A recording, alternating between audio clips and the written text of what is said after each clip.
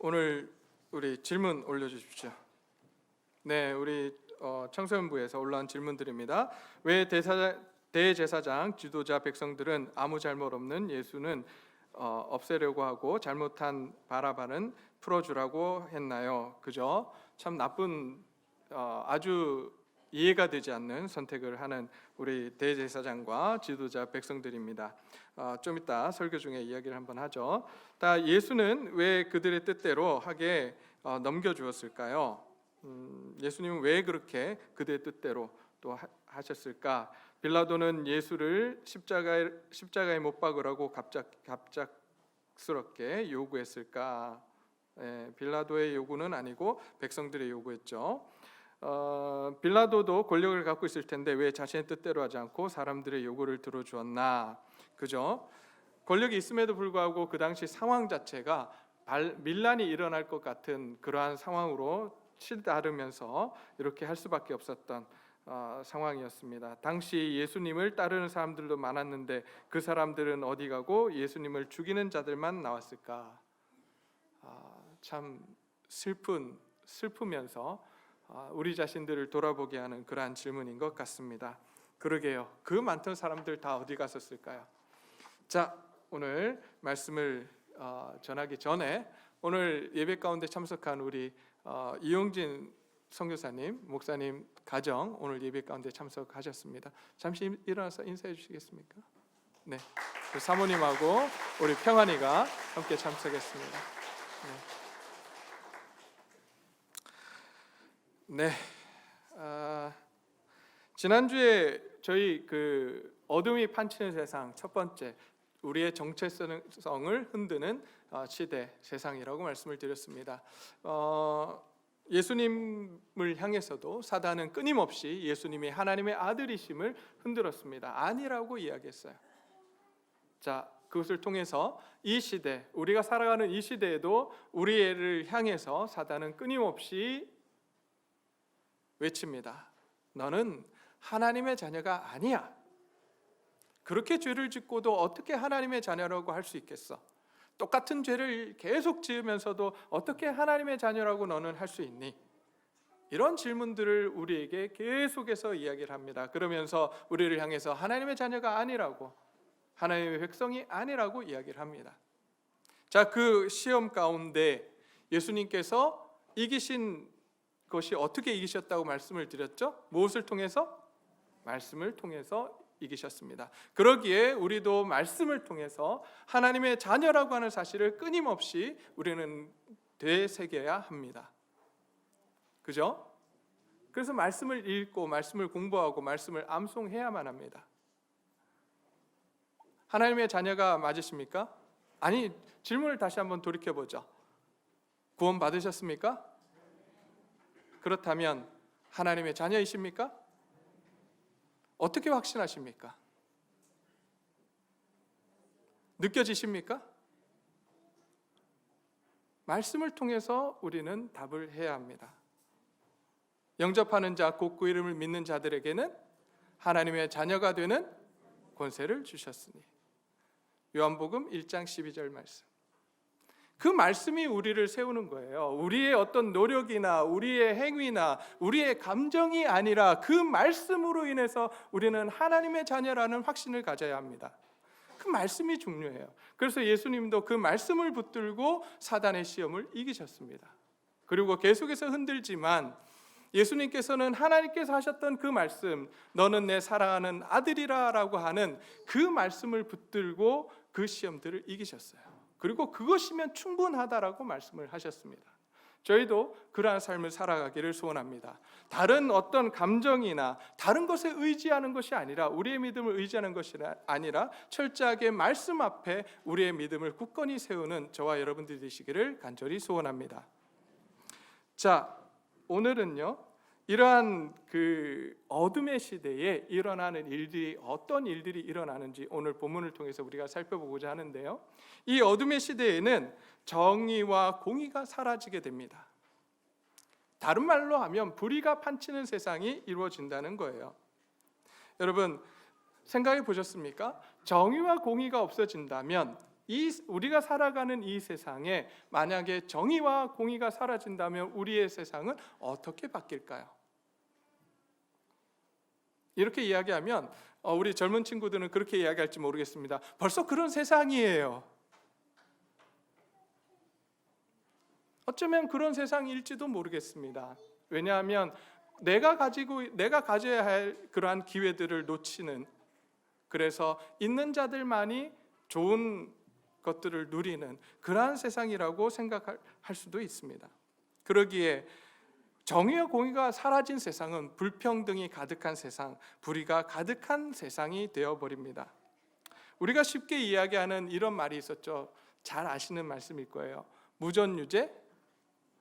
유전무죄, 무전유죄라고 하는 말이 나올 정도로 재판에서도 돈 있는 사람은 무죄 선고를 받고 돈 없는 사람은 유죄 선고를 받는 그러한 일이 펼쳐지는 세상, 그것이 바로 정의와 공의가 사라진 그러한 세상일 것입니다. 어둠이 다스리는 세상, 그러한 세상이 바로 될 것입니다. 자, 예수님도 그러한 상황에 계셨어요. 오늘 예수님이 재판을 몇 번을 받았는지 여러분 한번 카운트를 이렇게 한번 헤아려 보셨나요? 우리가 22장부터 해서 예수님이 잡히시면서부터 재판을 몇 번 받았는지 우리가 한번 살펴보면요, 4번에 걸쳐서 재판을 받으시게 돼요. 첫 번째는 22장 66절부터 71절까지의 말씀을 통해서 공회에서 재판을 받으십니다. 거기는 대제사장과 그리고 서기관들 그리고 의회 의원들이 모여서 재판을 합니다. 근데 그 재판을 보게 되면 67절 말씀을 보게 되면 이렇게 묻습니다. 내가 그리스도이거든 우리에게 말하라. 그리고 70절에 이렇게 말합니다. 그러면 내가 하나님의 아들이냐라고 묻습니다. 이러한 질문 모두가 철저하게 사실에 기반을 두고 또한 공정하게 재판을 하려고 하는 그러한 질문이 아니라 철저하게 예수님을 잡아넣기 위해서 함정을 판 질문들이었습니다. 그러기에 여기서 펼쳐진 이 재판 역시 공의롭지 못한 그러한 재판이었습니다. 그리고 나서 이들은 다시금 빌라도에게 예수님을 끌고 갑니다. 그것이 23장 1절부터 7절까지의 말씀입니다. 그런데 여기서 보면 이 무리가, 예수님을 고발하는 무리가 3가지 이유로 예수님을 고발합니다. 그것이 몇 절에 나오냐면 몇 절이죠? 4절, 아니죠. 2절 말씀에 이렇게 이야기합니다. 첫 번째, 뭘 했다고 나오냐면 백성을 어떻게 했다고요? 미혹했다라고 이야기합니다. 예수님께서 백성을 미혹했나요? 어떤 말씀을 찾아봐도 백성을 미혹했다는 것을 찾아볼 수가 없습니다. 근거가 불충분합니다. 두 번째, 이렇게 이야기합니다. 가이사에게 세금 바치는 것을 금했다라고 이야기를 합니다. 여러분, 오늘 오늘 그 말씀을 묵상하신 분들 계신가요? 네, 벌써 하셨군요. 오늘 이제 또 돌아가셔서 또 말씀 묵상 반에서 또 하시게 될 텐데요. 오늘 말씀의 묵상 내용이 바로 세금을, 이제 예수님을 잡기 위해서 세금에 대한 문제를 질문을 합니다. 이것을 세금을 낼까요 말까요라고 묻습니다. 그때 예수님의 대답은 무엇이었죠? 그죠? 가이사의 것은 가이사에게, 하나님의 것은 하나님에게, 이렇게 대답을 하셨습니다. 예수님께서 가이사에게 세금을 바치지 말라라고 말씀하지 않으셨습니다. 그럼에도 불구하고 이들은 그 예수님의 대답을 듣고 바치지 말라라고 해석을 합니다. 그리고 그 고발을 합니다. 즉 그들의 고발 사유가 거짓인 거죠. 거짓말이었습니다. 그리고 마지막으로 이러한 제목으로 고발을 합니다. 자칭 왕 그리스도라고 합니다라고 합니다. 예, 맞습니다. 예수님께서는 왕이셨습니다. 그러나 예수님의 나라는 어느 나라였습니까? 하나님 나라였어요. 나라가 달랐습니다. 그럼에도 불구하고 이들은 끊임없이 이 3가지 이유로 고발하는 그러한 상황이었습니다. 근거도 없고 잘못된 사유로 고발했던 것입니다. 그래서 마태복음에 가면 빌라도가 이들이 고발하는 이것을 보고 왜 고발했는지에 대해서 적어놓고 있어요. 마태복음 27장 18절에 보니까 그들이 시기해서 고발한 줄을 알미라 이렇게 되어 있습니다. 민족의 지도자였던 대제사장과 바리새인들이, 서기관들이 예수님을 시기했다라고 합니다. 왜 시기했을까요? 뭐 때문에 시기했을까요? 예수님께서 그들의 이익에 반하는 행동을 계속 하시거든요. 자기네 권력을 유지할 수 있도록 도와줘야 되는데 자기의 권력을 유지할 수 있도록 하는 것이 아니라 자기의 기득권을 빼앗는 일들을 하십니다. 그것이 틀렸다라고 이야기합니다. 당신네 전통이 틀렸고 말씀으로 돌아가라고 이야기합니다. 그러자 그들이 예수님을 시기하며 예수님을 고발한 것입니다. 빌라도는 이에 대해서 죄가 없다라고 판결을 내립니다. 그러나 그 무리들이 강하게 요구를 합니다. 아니라고 이야기합니다. 그는 죄인이라고 이야기합니다. 그는 반역자라고 이야기합니다. 그러자 빌라도가 누구에게 보내죠? 이 세 번째 재판이에요. 누구에게 보내죠? 헤롯에게 보냅니다. 헤롯에게 가서도 정말 정의로운 재판을 했느냐? 그렇지 않아요. 그 재판의 내용을 쭉 보게 되면 무엇에 근거하냐면 헤롯이 궁금해하는 그러한 장면들을 보게 됩니다. 그래서 그의 궁금증을 해소하기 위해서 호기심을 채우기 위한 재판을 하는 것을 보게 됩니다. 그 속에서도 대제사장들과 서기관들은 힘써 고발합니다. 예수를 죽여야 된다라고 고발합니다. 그리고 다시 예수님께서 누구에게 돌아오시냐 하면 빌라도에게 다시 돌아오십니다. 이것이 네 번째 재판입니다. 오늘 우리가 읽은 본문의 내용이에요. 이 본문의 내용 속에서 빌라도는 예수님이 죄가 없다고, 무죄라고 몇 번을 지금 선고했나요? 몇 번 빌라도가 이야기했죠? 몇 번 했을까요? 빌라도가 예수님 죄 없다고 오늘 본문 속에서 몇 번 이야기하죠? 한번 찾아보겠습니다. 자, 본문으로 돌아가서 14절 보겠습니다.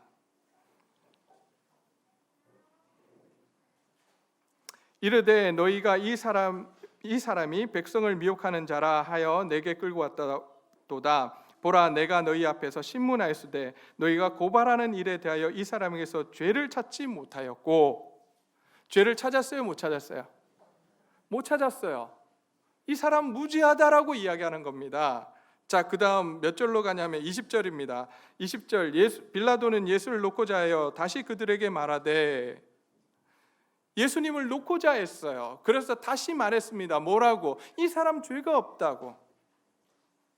다시 22절로 갑니다. 22절 말씀에 빌라도가 세 번째 말하되, 이 사람이 무슨 악한 일을 하였느냐? 나는 그에게서 죽일 죄를 찾지 못하였나니 때려서 놓으리라 라고 말을 합니다. 몇 번 무죄 선고를 했어요? 세 번이나 이 사람은 무죄하다라고 이야기합니다. 예수님은 죄가 없다라고 이야기합니다. 근데 여러분 재밌는 거 아세요? 하나님을 믿고 있었던, 하나님을 예배하고 있다라고 하는 그 사람들이 바리새인과 대제사장들인데, 그들이 하나님을 섬긴다라고 했던 사람들인데, 그 사람들은 몇 번이나 예수님을 죽이라고 외쳤을까요? 세 번이나 외칩니다. 17절 말씀 보겠습니다. 18절 말씀. 무리가 일제히 소리질러 이르되 이 사람을 없이하고 바라바를 우리에게 놓아주소서. 다시 21절입니다. 그를 십자가에 못 박게 하소서. 십자가에 못 박게 하소서. 23절입니다. 그들이 큰 소리로 재촉하여 십자가에 못 박기를 구하니. 세상 재판관은 이 예수님께서 죄가 없다라고 그렇게 이야기하는데도 불구하고 이 민족의 지도자들은 하나님을 섬긴다라고 했던 이 사람들은 예수님을 죽이라고 소리 지르고 있습니다. 왜요? 자기들의 마음에 맞지 않고 자기들의 뜻에 맞지 않고 내 이익에 반하기 때문에, 내가 가진 기득권을 반대하기 때문에 그들은 예수님을 향해서 예수님을 죽이라고 지금 소리를 지르고 있는 것입니다. 그렇게 소리를 지르자 사실과 관계없이 그들의 소리가 이겼다라고 오늘 본문은 말씀을 하고 있습니다. 즉 빌라도는 예수님을 십자가형으로 사형 선고를 내리게 됩니다. 여러분, 어쩌다 이런 세상이 되었을까요? 공의와 정의가 이루어진 세상, 공평하고 정의로운 세상을 우리는 갈구하고 있는데 어쩌다가 예수님조차도 이렇게 불의한 재판을 받아야 하는 이러한 상황이 되었을까요?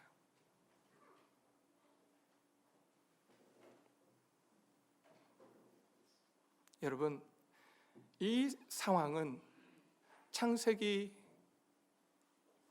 2장 3장으로부터 시작합니다. 창세기 2장에서 하나님께서 선악과를 만드시고 그 선악과를 먹지 말라고 하셨어요. 왜 먹지 말라고 하셨을까요? 네, 새가족반에서 들으시길 바랍니다. 네. 선악과 먹지 말라고 했어요. 왜? 선악과는 하나님과 인간을 나누는 기준이었기 때문에, 선악과를 먹으려고 하는 그 순간 인간이 가지고 있는 갈망이 무엇이냐 하면 내가 하나님 되겠다고 하는 거예요. 내가 신이 되겠다고 하는 거예요.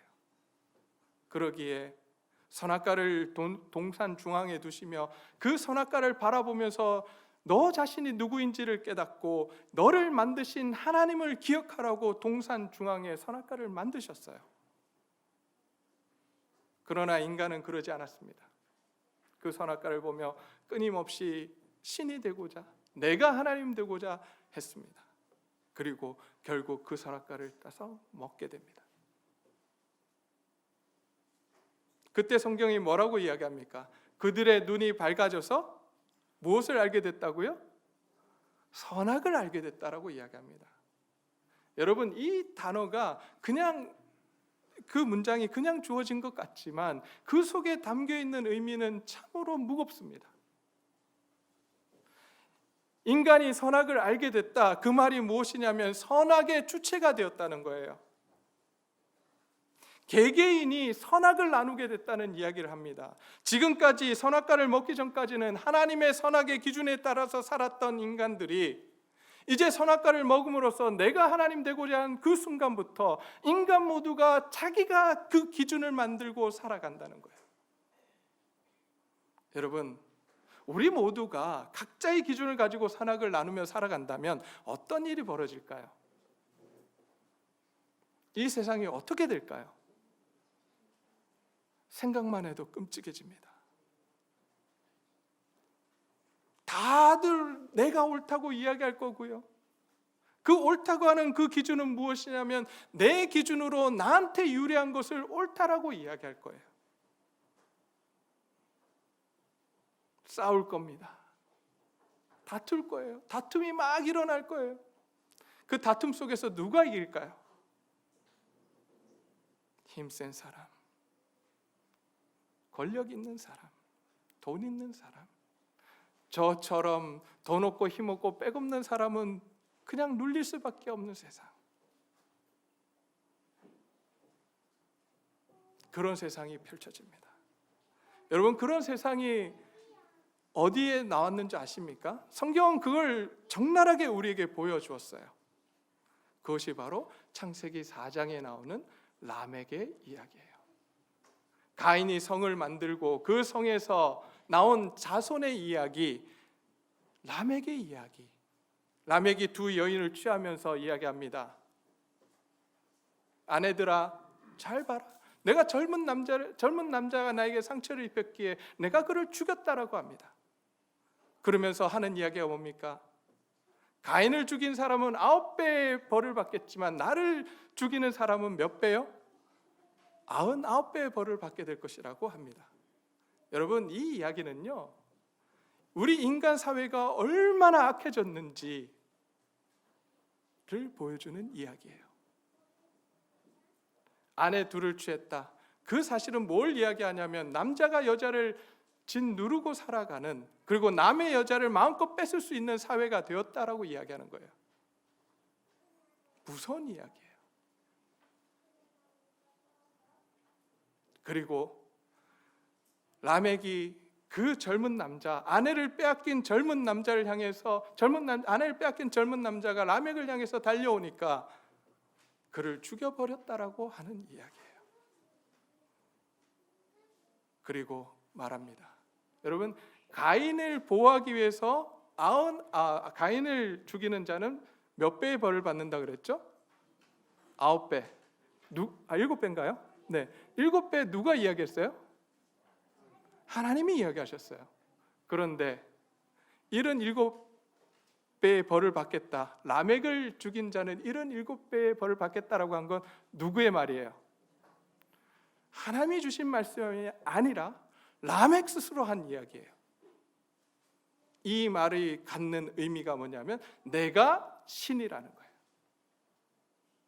내가 하나님이라고 하는 거예요.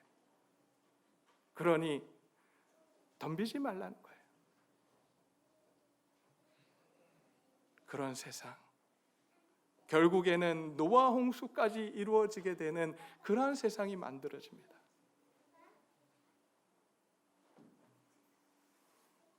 이러한 세상에 하나님께서는 가만히 두지 않으셨습니다. 하나님의 심판이 임했지만 그 홍수 심판 이후에 하나님은 이제 새롭게 만들어 가기를 소원하셨어요. 그래서 하나님이 한 사람을 택합니다. 물론 이제 바벨탑 사건이 중간에 들어있지만요, 한 사람의 이름이 누굴까요? 누구죠? 아브라함이에요. 아브라함을 선택하시고 그를 통해서 이 땅 가운데 하나님의 정의와 공의가 이루어지기를 원하셨어요. 그것이 창세기 18장 18절부터 19절까지의 말씀입니다. 한번 찾아보겠습니다. 창세기 18장 18절로 19절 말씀. 저와 같은 성경은 구약 성경 22페이지입니다.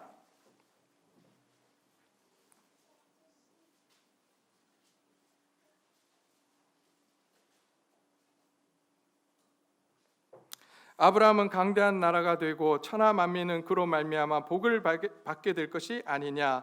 내가 그로 그 자식과 권속에게 명하여 여호와의 도를 지켜 의와 공도를 행하게 하려고 그를 택하였나니 이는 나 여호와가 아브라함에게 대하여 말한 일을 이루려 함이니라. 하나님께서 그를 택하신 이유가 뭐라고요? 하나님의 도를 지켜 의와 공도를 행하게 하려고. 아브라함과 그의 자손이 하나님의 의와 공도를 행하게 하려고. 여기서 의와 공도는요, 미슈파트와 째다카예요. 째다카와 미슈파트예요. 다시 이야기하면 하나님의 공의와 정의라고 이야기하는 겁니다. 하나님의 공의와 정의가 이들을 통해서, 이 가족들을 통해서, 아브라함을 통해서, 아브라함과 자손들을 통해서 이 땅 가운데 이루어지기를 원하셨어요. 그래서 택하셨어요. 그런데 이스라엘 백성들이 그것을 이루지 못합니다. 하나님께서 이제 마지막 하나님의 아들 예수 그리스도를 이 땅에 보내주십니다. 그리고 예수 그리스도를 통해서 이 땅 가운데 정의로운 사회, 공의로운 사회, 그 나라가 이 땅 가운데 이루어지기를 간절히 소원하시며 예수님이 이 땅에 오셨어요.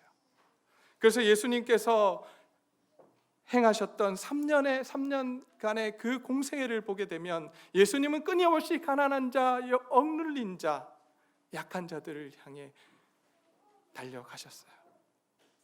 그리고 그들의 손을 붙들어 주시고 그들과 함께 하시며 그들을 회복시켜 주시는 하나님의 은혜를 베푸셨습니다. 하나님께서 꿈꾸시는 나라는 그런 나라입니다. 하나님께서 꿈꾸시는 나라는 정의가 강물처럼 흘러나가는 나라, 그런 세상, 그런 세상을 하나님이 꿈꾸셨어요. 그리고 예수 그리스도를 보내주시고 그 예수 그리스도를 통해서 이 땅 가운데 그 하나님의 나라가 임하게 하시고 이제 예수님께서는 십자가에서 죽으셨습니다. 그리고 다시 살아나셨어요.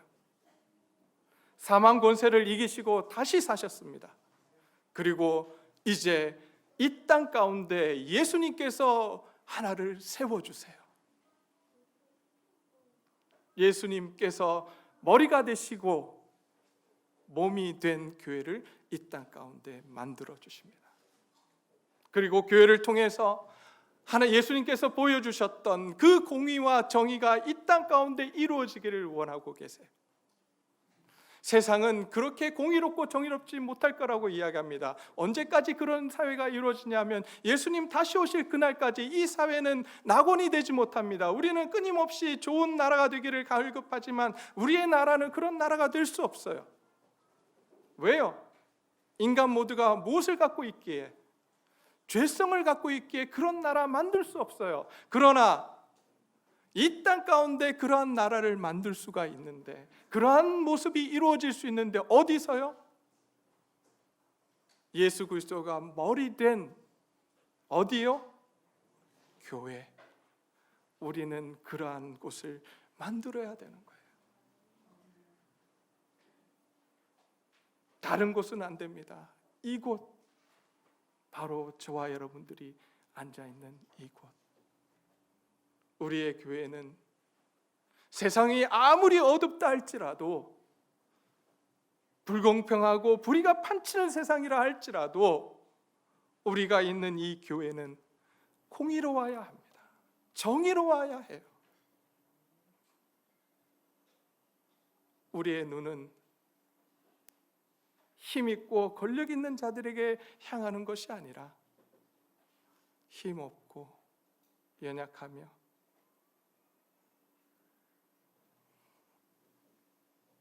낙담하는 그 사람들에게 우리의 눈이 가야 합니다.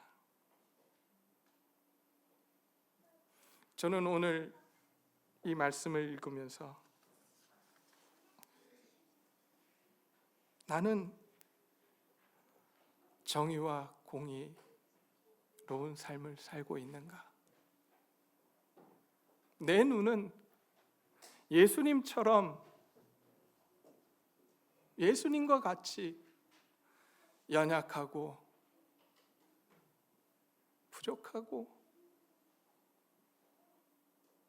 약한 자들에게 가 있는가? 아니면 강한 자들에게, 내 이익을 따라서 강한 자들에게 가 있는가? 아니면 무리들처럼 내 생각과 내 이익을 생각하며 고함치고 불의를 행하고 있지는 않는가?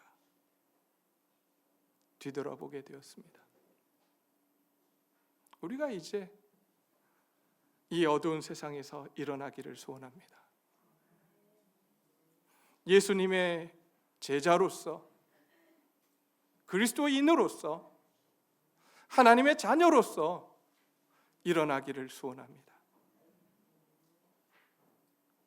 공의롭고 정의로운 교회, 그러기 위해서 우리가 해야 될 일은 다른 것 없어요. 나의 왕의 자리를, 나의 주인의 자리를 주님께 다시 올려드려야 합니다. 이제 나의 삶은 내 것이 아닙니다. 나의 시간은 내 것이 아닙니다. 나의 물질 내 것이 아닙니다. 다 주의 것입니다. 주님 사용하여 주시옵소서. 우리가 이렇게 하나님 앞에 고백하기를 소원합니다.